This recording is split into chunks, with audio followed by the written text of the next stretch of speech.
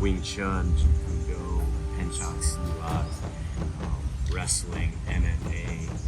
In the past, it wasn't the same. The great philosophers, they were men of action, capacity to hurt and destroy. But the fact that we choose not to, the fact that we choose to preserve life, that's what makes it so much more meaningful and more valuable. Live through expression, live through beauty, living with skill. The highest level is that of the warrior. Be a beast and learn to control it.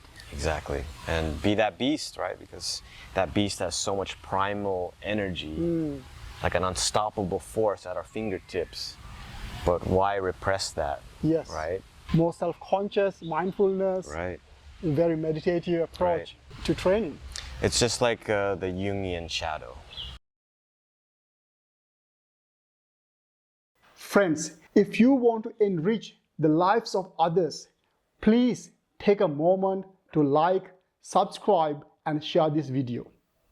Enjoy the journey.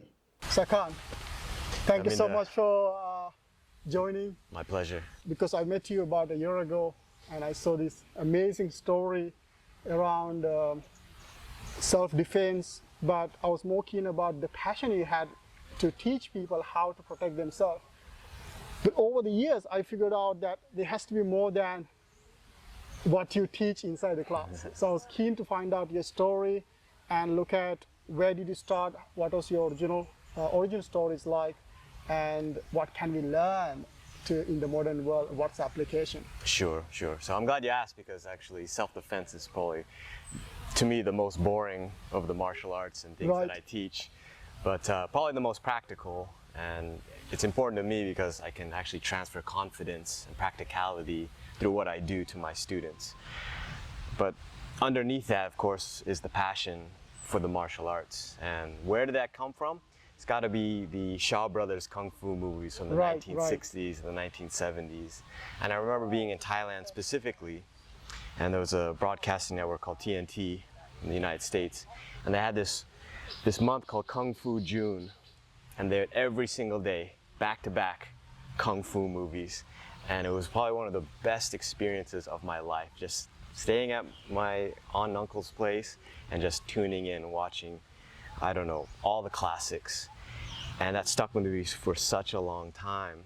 Even being in the land of Muay Thai, I was still infatuated with Kung Fu because of the beauty, the pageantry, most importantly, the spirit. Growing up, I was the youngest of 3 brothers. And I was quite lazy, always playing video games, and my mom always had to force me to get up to go to school and to be active. And then one day she just had enough and she said, "You're gonna do Kung Fu, you're gonna do some martial arts training." And when I started, it wasn't Kung Fu because we didn't have Kung Fu school in the area. Right. But we did have Tang Soo Do, which is Chuck Norris's martial art. So very similar to Taekwondo. And as soon as I undertook it, I loved it. I was excelling, I was moving, I was motivated. And I remember doing so well that my teacher, Mrs. Wing, great lady, she promoted me 2 belts ahead because she was so impressed with my skills.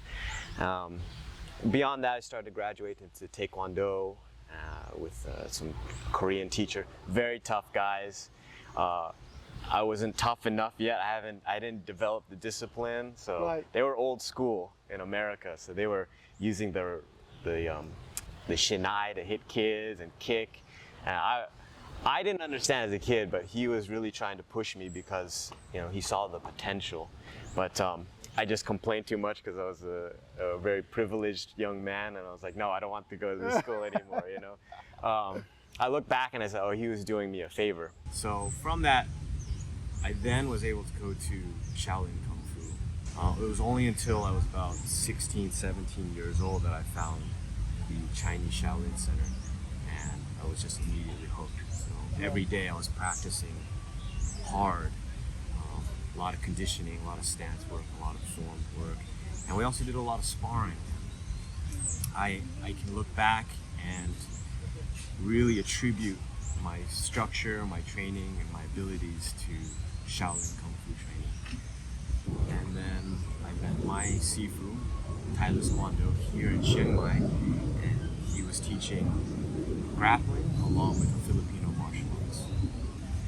And I remember getting into an altercation in Pattaya where these two men had drawn weapons on me. Wow. It was a terrible situation. I was able to de-escalate it, but within that moment, I had recognized my Muay Thai would have failed me and my Shaolin Kung Fu training would have failed me. So I took it upon myself to do some self-training. So I went on YouTube and I just tried to gather as much information as possible. And from my research, I wanted to learn Filipino martial arts because it seemed like the most practical and balanced martial art. Their focus is weaponry. So in the meantime, I just studied a lot of the movements through YouTube channel. And since my Kung Fu background was already there, I could go through the motions very quickly.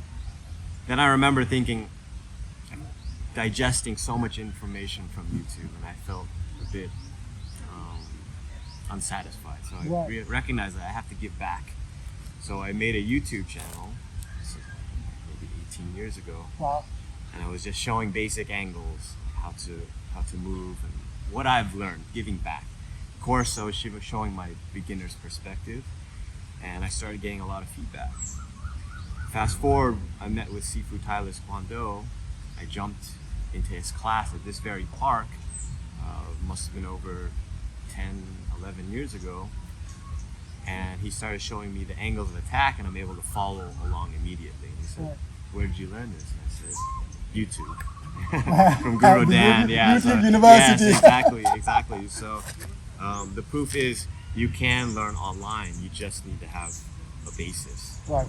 It shouldn't be your primary training, but it should be supplementary training. Knowing Sifu Kwan was one of the best experiences in my life because the kind of person he is, the kind of mentor he became to me. He never showed off. He was the most comfortable and secure person I had ever met.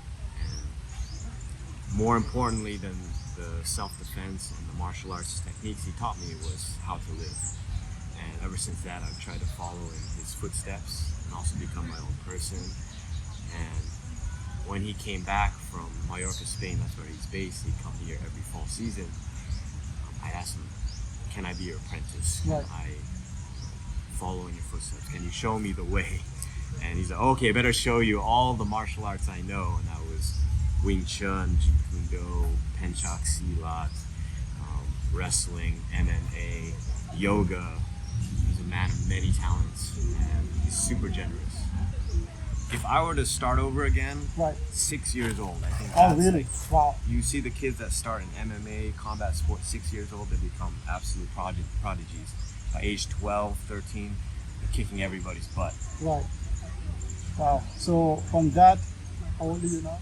I'm 40. 40. Wow. That's a long time. It's not bad.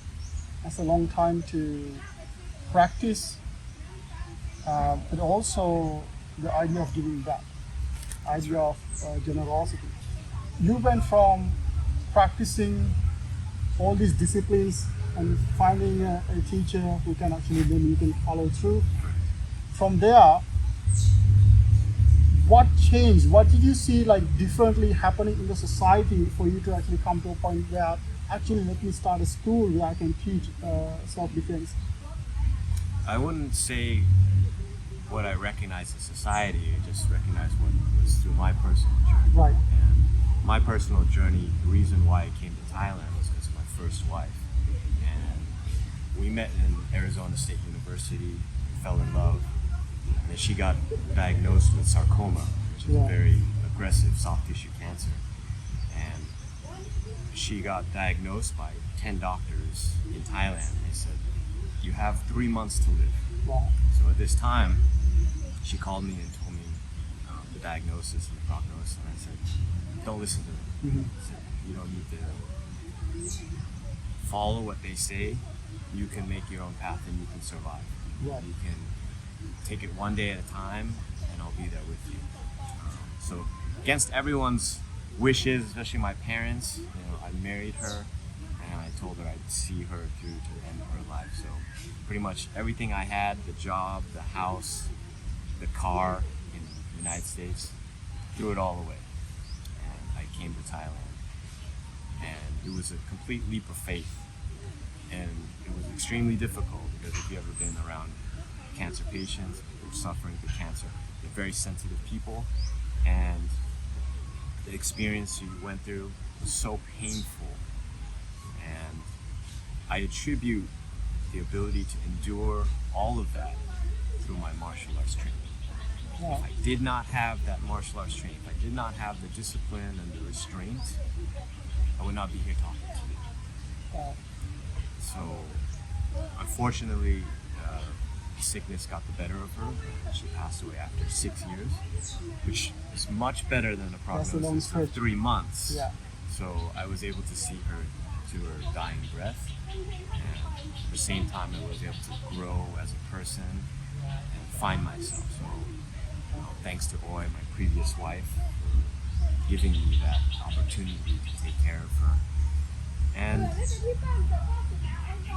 having that confidence and that courage and that self-discipline in my own journey, I felt like I can share this with other people, or I need to share this with other people. Because I think besides giving somebody your complete attention and sincerity, the best thing you can give another human being is confidence. That's what martial arts needs to be. Wow. That's a very deep journey. Wow. It's not bad. Really emotional.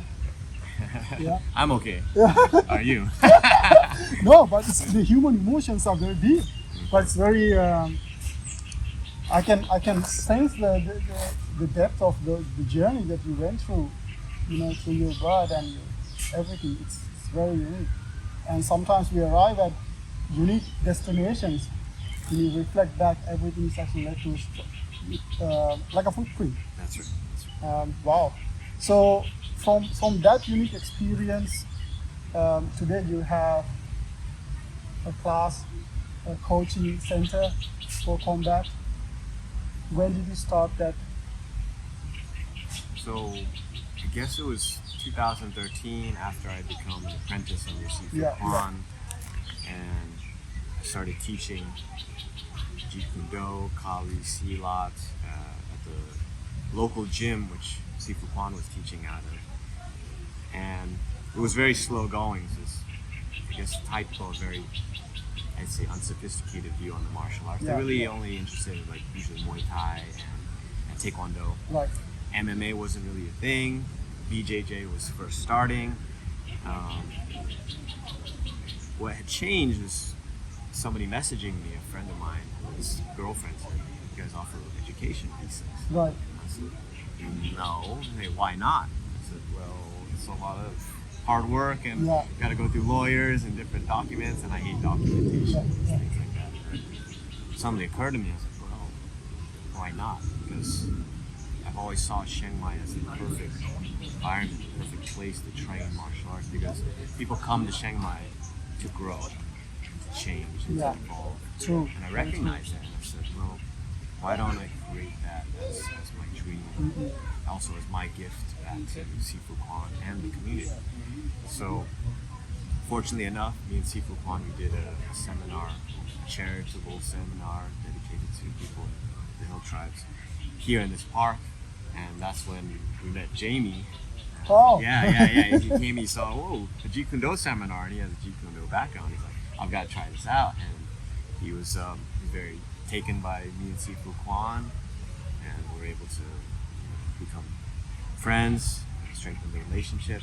And when the opportunity came, I asked Jamie, I said, hey, I got this idea, education visas for martial arts, and he started opening on board. So he took the leap of faith, left a very high-paying job in the rehab industry to come work with me. And ever since then, he's been supporting my vision and my dream. Sakan, I'm curious to find out what you think about ancient practice in martial arts, Shaolin, and philosophy. Because when I was a kid, I always used to watch these movies, about Kung Fu, and there's always a very deep philosophical element into practice. And when I meet my friends who practice training, they don't often talk about this kind of philosophy anymore. Right. What do you think about that?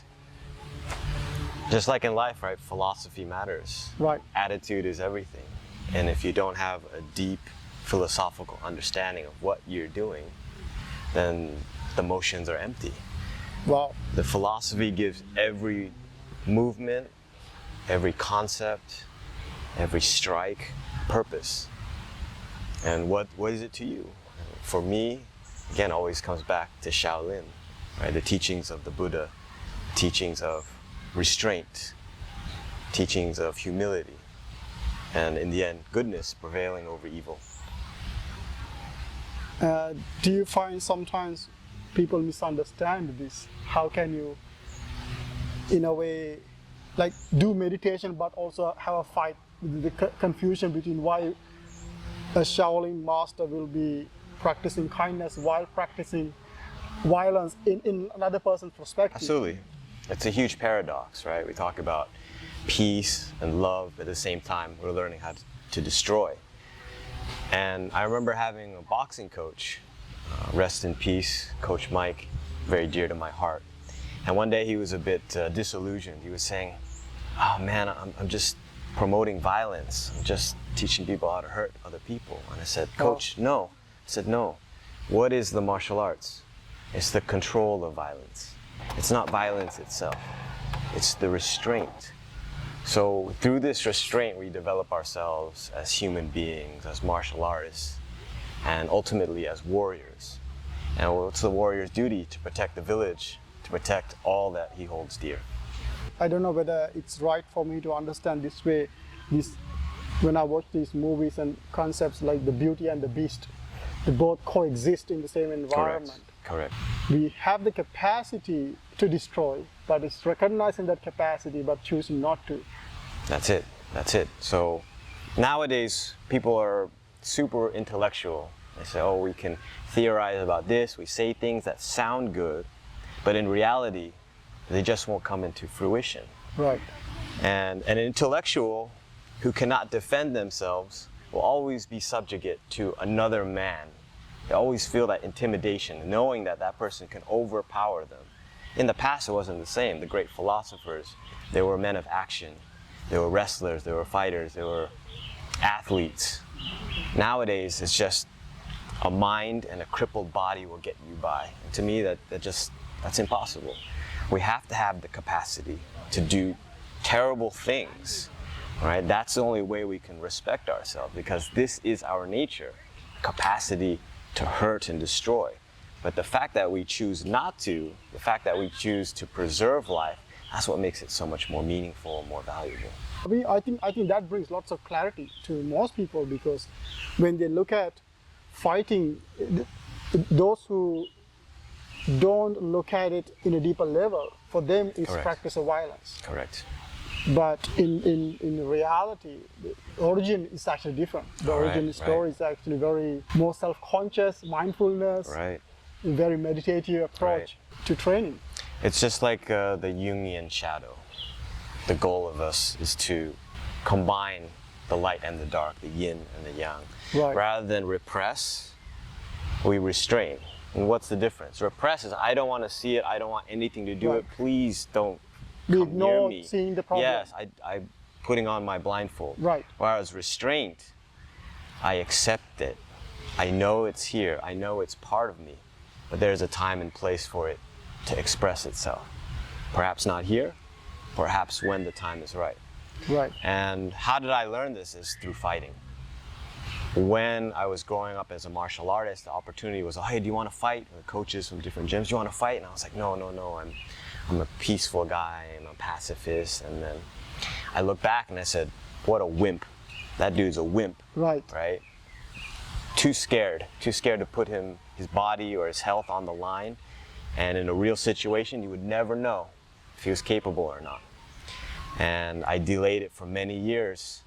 And as my skill grew, my confidence got less and less because I was untested.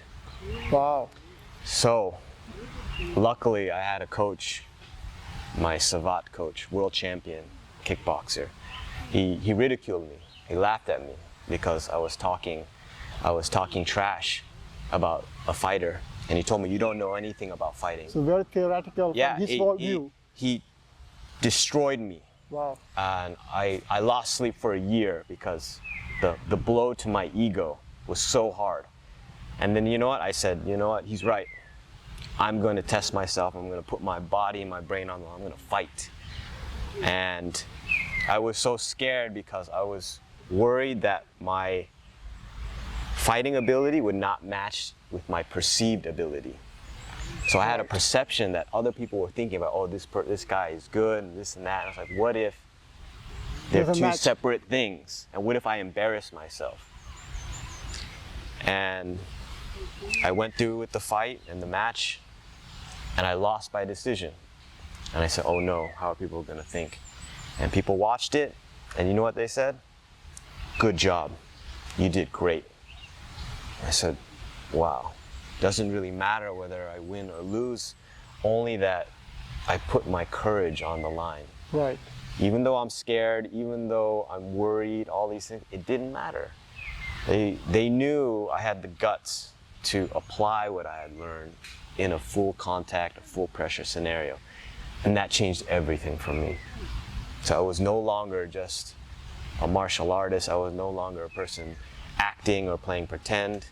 I was a person who became a warrior because I was able to face fear of death, fear of getting hurt, which is huge for me. I'm terrified. I still don't like getting hit. Yeah. Still don't like getting hurt. Terrified of violence.